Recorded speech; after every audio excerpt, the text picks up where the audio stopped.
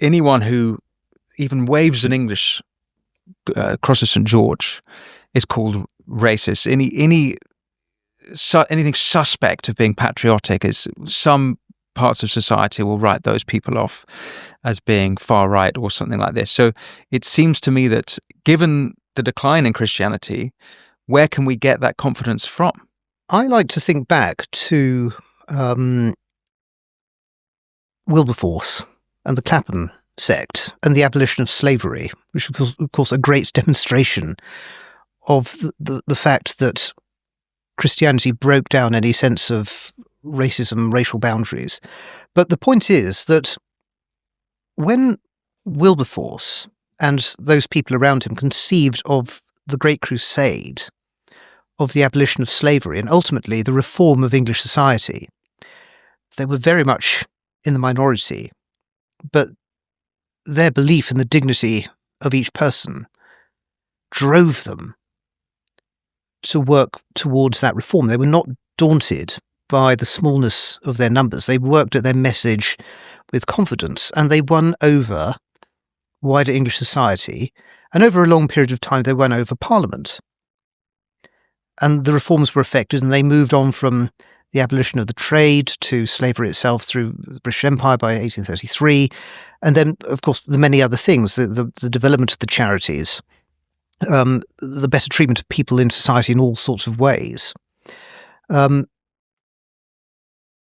One can start from a low base in these circumstances, and I think a lot of it is about, if anything, practically doing what we can at a local level, which is what I think the idea of the Clapham Sect was. You could start local groups, you could start local societies for the assistance of the people immediately around you, and go in ever-expanding circles.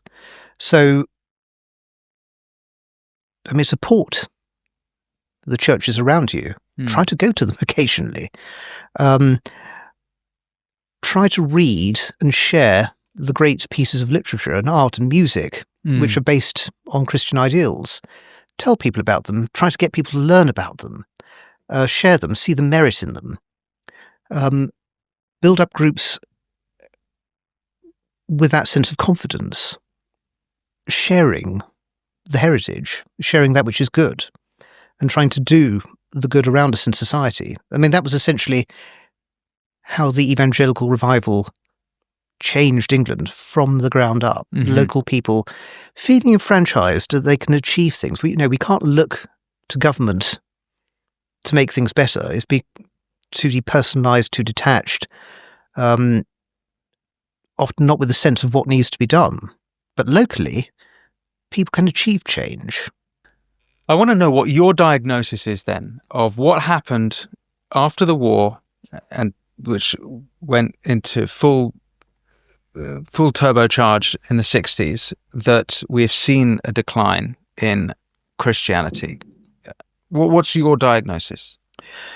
Well, I follow ideas of scholars who have looked at this in sort of the academic field. People like Callum Brown, who wrote a very useful book called The Strange Death of Christian Britain, that it's not a notion of what we call secularization. So from the 18th century, you started to have the rise of the rational age, the world of the Enlightenment, where science is going to take over, and we're going to stop thinking about religion. I mean, it's all sort of fables and fairy tales. We don't need that in our modern life anymore. And there was a long-standing notion that as people became more educated, more scientific-minded, that Christianity would ebb away.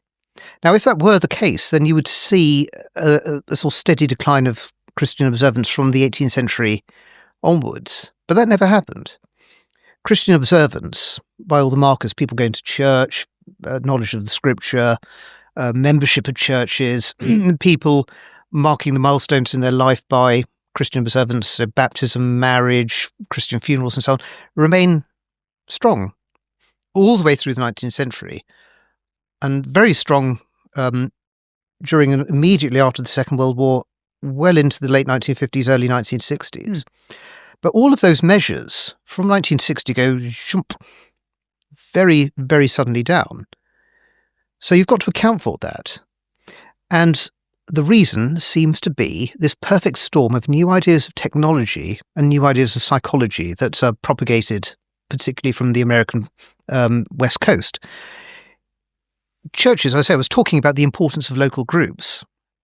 And English society very strongly was based on local clubs, local associations, which used to be far more common. It was, you got people joining things. England was a land of clubs, so churches had all sorts of clubs and groups and associations as a forum, an arena for people to work out the charity that they wanted to show as Christians.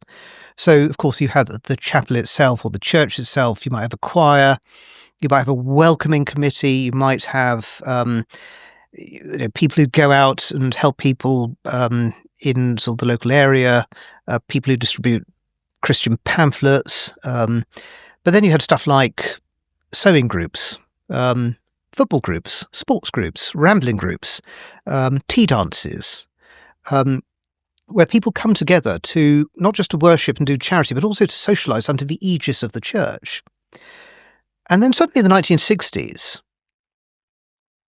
you get this change whereby suddenly LPs appear, amplified music in halls starts to appear, cars become much more common, there's a greater sense of general affluence, houses become nicer to live in, fitted carpets, more central heating, TV starts to become much more common. And suddenly the young have a very practical choice. Well, you could go to the church and you could enter into these clubs and societies which teach you Christian ethics and how to associate with each other practically, or you can be by yourself or a small group of friends at home listening to your LP, or you can drive off to a local town suddenly. You can be much more mobile. Go to a dance venue, disco, listen to DJs, amplified bands. So suddenly, the young don't have to go to church anymore to be with each other and to have a cultural life. And suddenly the churches, what do? The young are deserting them because there's something else they can do. And the church, I think, starts to lose confidence in everything it does. I mean, it's not that notion of charity or service or trying to associate has been lost from the church's DNA, but it's hit very badly. And also the idea of the traditional liturgies, the traditional songs, culture around the church, the hymns, very badly hit. They say, we've got to compete with this. They don't know what to do. It's an extraordinary, unprecedented change because this technology is very addictive. And you start to get the rise of the world of the self from the 1960s.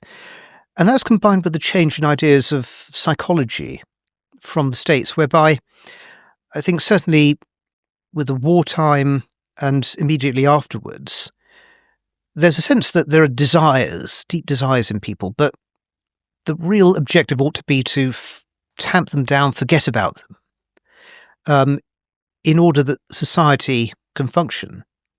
And in the late 50s, early 60s, this completely turns on its head. And the new idea is actually you need to work out and cherish and cultivate all of the deep individual desires you have, no matter how disruptive they might be, because that is the way to mental health. So, you must focus on the individual, forget about wider society. And this is seized on, especially in the world of advertising, where they say, what we can do is we can stimulate these sort of repressed desires to generate a sense of the self, a sense of your lifestyle, the lifestyle you want to lead.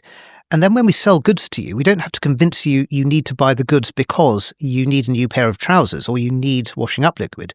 We're going to sell you a lifestyle. We're going to sort of make you want more and more things as an atomized individual, and then we're going to sell things that you feel you need because of your lifestyle. So there's a sort of extraordinary rise of consumerism. You've got to have those things to cherish your lifestyle. And you stop you stop thinking about things in a sort of rational way because of that development. You have the rise of the credit card. You don't think about the order of the future, but can I have it now? The Access credit card, 1973, takes the waiting out of wanting. Give it to me now. I must be satisfied now. I've got to get that satisfaction.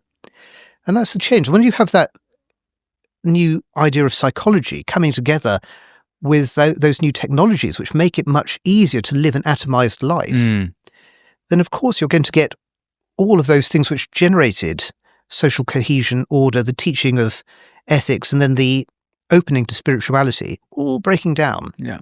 And it's that consequence that we're still living through the tail end of at the moment. There's an irony, and Mary Harrington argues this, is that the idea of the self is actually a descendant of the idea of the soul. So it's come from a Christian philosophical lineage there. Thanks for watching this clip from the Winston Marshall Show. You can click here to watch the full episode, and for more clips like this one, don't forget to subscribe. And as always, be well.